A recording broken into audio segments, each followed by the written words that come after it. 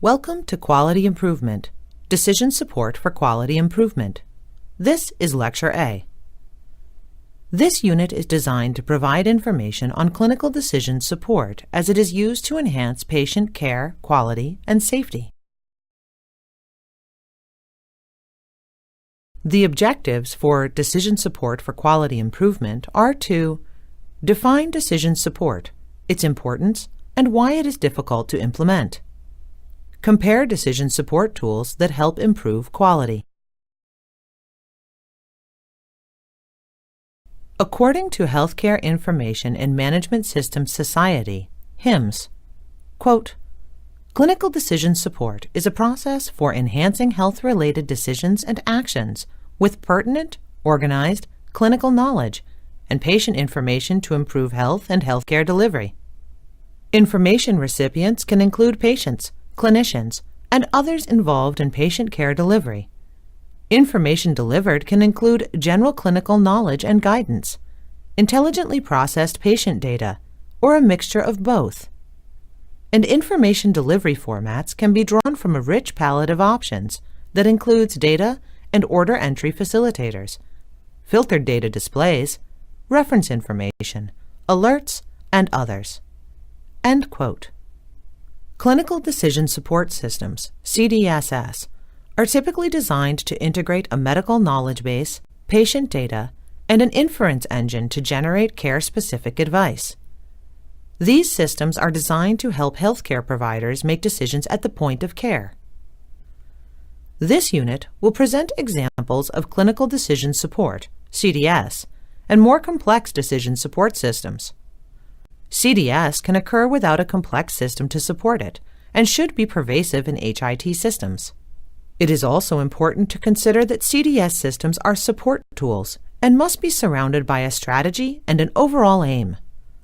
Whether you choose CDS or CDSS, they will be of no use unless you have an overarching goal for their implementation. Here are some examples of how the CDS can improve the care of patients. Hospital example.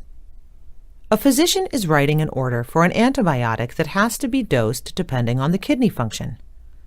When he adds the antibiotic at its full dose, the computer will prompt him to reconsider the dose based on the latest creatinine, a blood test of kidney function, and pulls up a dose calculator. Primary care example. A medical assistant is rooming a patient and reviews a reminder that informs her that the patient is due for a Pap and a mammogram.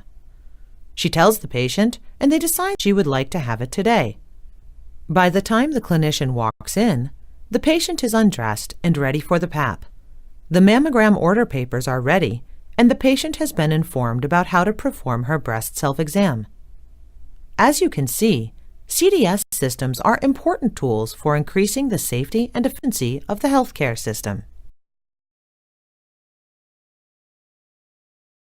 The CDS 5 Rights model states that we can achieve CDS-supported improvements in desired healthcare outcomes if we communicate following these 5 premises. The information has to be evidence-based, pertinent, and actionable. There is no point to adding information if you cannot do anything about it. There is a tendency to have the clinician be the recipient of all information.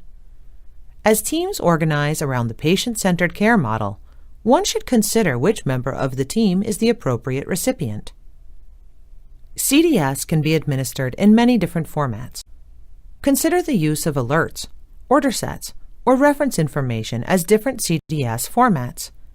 Each has a role in the development of an institutional strategy. The delivery channel is also an important component of the CDS design. A delivery model example could include a PHR, personal health record, a mobile device, an EHR, electronic health record, or a more general channel such as the Internet. The final component of a sound CDS strategy is the time when the information is delivered. When are the decisions made, and when are actions taken? There are a number of CDS systems, including relevant data displays, smart documentation forms, order facilitators such as smart order sets, consequence and modifiers, extended time guidelines and protocols, targeted reference, such as contextually relevant medical references or information buttons, reactive alerts, and so on. Other CDS systems include task assistance for tasks such as drug dosing and acknowledging laboratory results, diagnostic suggestions, patient summaries for handoffs between clinicians, procedure refreshers, training, and reminders, performance dashboards with prompts for areas needing attention, and tracking and management systems that facilitate task prioritization and whole service management. Let's review some of the research that supports the effectiveness of CDSS. Cooperman and his research team report that clinical decision support systems, when combined with CPOE, have the potential to improve medication safety and reduce medication-related expenditures. In addition to the obvious benefits of increasing legibility of orders, these systems introduce automation at the time the prescriber places an order. Decision support can also assist to ensure the safety of the order as well as compliance with clinical practice guidelines. An example is provided by Seidling and colleagues who developed a comprehensive algorithm that pulled relevant patient data, such as age and renal function, and adjusted upper dose limits for the patient characteristics. They have been able to decrease prescription of excessive medication doses using this type of decision support. Despite the potential usefulness of decision support systems, there is concern over the lack of widespread clinical acceptance by clinicians. In the early development of clinical decision support systems, there were three basic assumptions, which strongly influenced the development of these systems. These assumptions have been challenged and are now seen as myths. The first myth is that diagnosis is the dominant decision-making issue in medicine. In reality, clinicians usually ask, "What can I do for this patient?" rather than, "What does this patient have?" The second myth is that clinicians will use knowledge-based systems if the programs can be shown to function at the level of experts. We know that there is significant variation in practice, even among experts. The final myth is that clinicians will use standalone decision support tools. We know now that we need to integrate decision support into the context of routine clinical workflow. 4 key functions of electronic clinical decision support systems have been identified. These include administrative, managing clinical complexity and details, cost control, and decision support. Decision support has the potential to be helpful to support clinical coding. In addition to assisting with the authorization of procedures and referrals, decision support can assist in selection of appropriate diagnostic codes for billing purposes. Coding accuracy, that is, the extent to which the code accurately reflects the underlying patient's disease, directly affects the quality of billing decisions. The quote on the slide from Peters illustrates this point. Since coding is based on clinical documentation, with the advent of electronic health records, administrators are looking for opportunities to capture accurate billing information from the data documented by clinicians, especially documentation of coded problem lists and data contained in history and progress notes. Other researchers are investigating the use of decision support tools that employ algorithms based on clinical data in the EHR to display a proposed list of coded diagnoses to guide prescribers to make the most appropriate selections. Decision support is used to manage the complexity of the clinical environment, especially in academic medical centers. Academic medical centers have a combined clinical and research mission and very complex business operations. With respect to clinical research, alerts can be established to assist with the recruitment efforts of clinical researchers by identifying eligible research participants based on inclusion and exclusion criteria. Clinical decision support is also used to manage follow-up of multiple referrals and tracking of orders. Clinical guidelines and outcomes related to preventive care and treatment of patients with chronic disease is another area in which investigators are studying the effectiveness of clinical decision support. Decision support can be used to help control the costs of care. By monitoring prescribing practices with respect to high-cost medication orders, alerts can be generated to suggest lower-cost alternatives. When institutions place restrictions on prescribing high-cost drugs, decision rules can ensure that indications for use are present. Duplicate or unnecessary laboratory and radiologic testing can be avoided by applying decision rules that warn the prescriber that the test has already been ordered, or that the test is inappropriate for the particular patient. General decision support functions promote the use of best practices and facilitate evidence-based population management.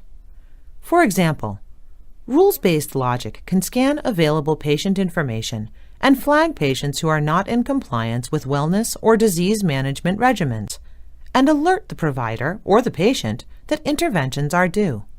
Formulas and algorithms can present relevant patient data and perform complex calculations that the providers used to have to perform by hand. Important patient information can be tracked in disease registries. For example, diabetes disease registries may include pertinent laboratory tests, dates of last foot and eye exams, and due dates for next services. Summary screens, usually the first to appear when the electronic record is opened, display patient problems, medications, recent laboratory test results, and other pertinent clinical information in a patient-at-a-glance display. These summary screens serve as reminders for the patient's care team about chronic issues to factor into decisions, as well as for covering providers who may have gaps in knowledge about the patient. Clinical situations can also be addressed as pre-assembled order sets for typical clinical scenarios. For example, annual physical examinations for females over age 45 may aid the provider to order the appropriate preventive tests as needed. Researchers have looked at unintended consequences related to clinical decision support. These consequences can be categorized into consequences related to content and presentation. There are 3 themes related to content. The first is elimination or changing of roles of clinicians and staff, especially clerical staff. For example, one case study noted that clinicians underestimated the gatekeeper function of the clerical staff, who, in the paper world, questioned daily X-ray orders after a certain amount of time. But once they automated this function, chest X-ray orders went on ad infinitum. A second unintended consequence related to currency of clinical decision support content. For example, changes in coding for billing or compliance and difficulties updating order sets may cause problems. Another content-related consequence is wrong or misleading clinical decision support content. An example of this would be a clinical decision support rule that leads clinicians to order something that is not adequately stocked. Another example is when contradictory advice is offered by 2 separate clinical decision support rules. The second category of unintended consequences is presentation. This category includes rigidity of systems, alert fatigue, and other sources of potential error. For example, the way in which workflow is changed by the insertion of the computer into the clinical workspace represents a presentation consequence. Alert fatigue is so great a problem that there is an entire unit devoted to that issue. Other sources of potential error include such things as the autocomplete feature that may insert the wrong medication, or alerts that are seen when it is too late for action. This concludes Lecture A of Decision Support for Quality Improvement. In summary, clinical decision support systems are usually designed to integrate a medical knowledge base, patient data, and an inference engine to generate care-specific advice. Despite the potential usefulness of clinical decision support, its use has not led to widespread adoption. In planning to implement clinical decision support, IT professionals need to know that it will be used by clinicians and that its use will alter clinical decision-making, change behaviors, and improve patient outcomes. 4 key functions of clinical decision support are administrative, managing clinical complexity and details, cost control, and decision support.